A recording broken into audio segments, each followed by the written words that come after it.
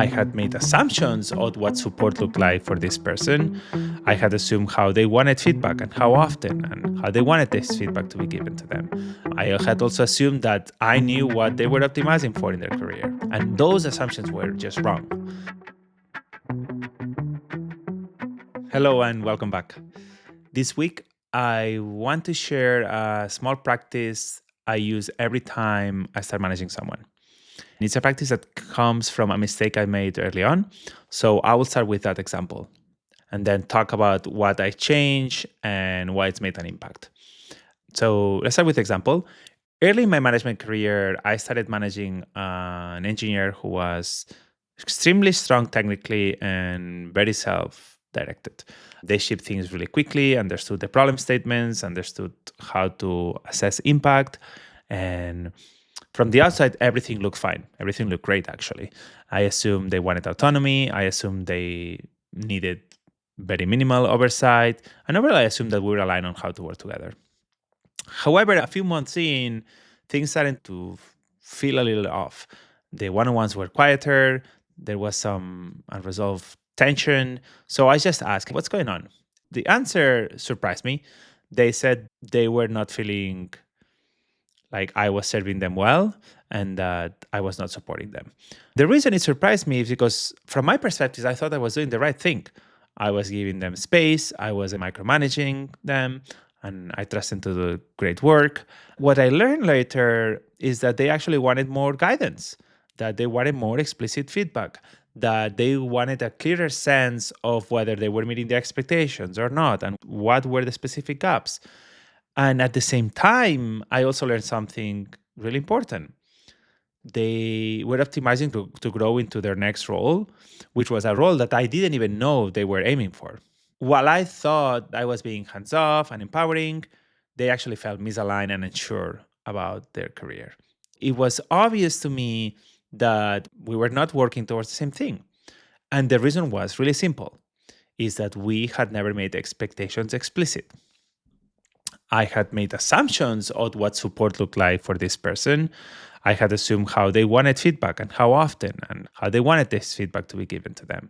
I had also assumed that I knew what they were optimizing for in their career. And those assumptions were just wrong. That experience is what led me to start thinking about this and over time develop something that now I think as contracting. At first, it was something that I just tried. I was looking for a way to reduce guesswork and make expectations clearer early on. And later, I realized that this was actually something that a lot of people had put thought on, and there were different authors that have written about it. There is one book that I have over here that has a chapter that talks about this. And in this book, which is Become an Effective Software Engineering Manager, and is written by James Stanier, he talks about contracting and frames it as a two-way door. Not only does the manager learn how the person works best, but also the manager has a chance to share how they work, what they value, what they expect from people, right? And that part really stuck with me. Rather than guessing or figuring things out as you go in the relationship with your reports, now I send a short set of questions when I start managing someone.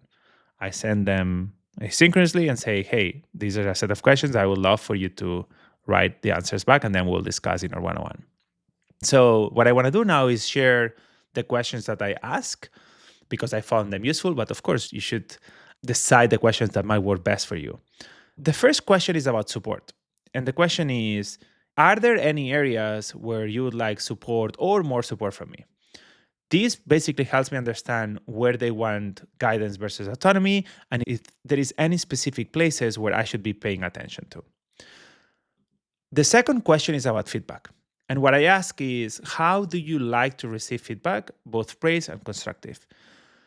The reason this question is really important is because I strongly believe that feedback is a gift and that everyone should be giving feedback. And if you don't know what are the best ways for people to receive that feedback, the impact that they will have is not going to be as powerful as if you know how they want to receive that feedback. The third question I ask is, based on your experience, what's something about management that didn't work for you and what's something that did? This question saves a lot of pain later on. it tells you the things that you should try to avoid as a manager and the things that you should double down if you want to serve this person well. And the last question is about career goals. And the question is, are there any career goals or interests I should be aware of? This one is really important because your job as a manager is not just to help this person grow into their, into the company that they're working on, but ideally you're also thinking long term. Even when you're not the manager of this person, where do they want to go in their life? The reason why I mention all these questions and why I think they're important is because in fast moving environments, I've learned that small assumptions compound quickly. So you make small assumptions and that ends up compounding to a place where a lot of times there is friction and you don't even know why. A lot of it comes from assumptions that have not been made explicitly. So being explicit early about how you and the other person work together makes it easier to move faster without the necessary friction. As I mentioned in the first episode, I want to finish all of this with one call to action for you. If you're about to start managing someone, or maybe you're already managing someone, pick one of these questions and ask it. You don't need to make it perfect. You just need to stop guessing on things that maybe you don't know. Ask. Maybe the answer surprise you, right? It's like, oh, I had an assumption that it was fully off. In my experience, this kind of clarity builds trust early. And ultimately, trust is what allows individuals and as a result, teams to move quickly, especially when things get hard. That's it for today. I hope you found this episode useful for you. Thank you so much for listening to me. Cheers.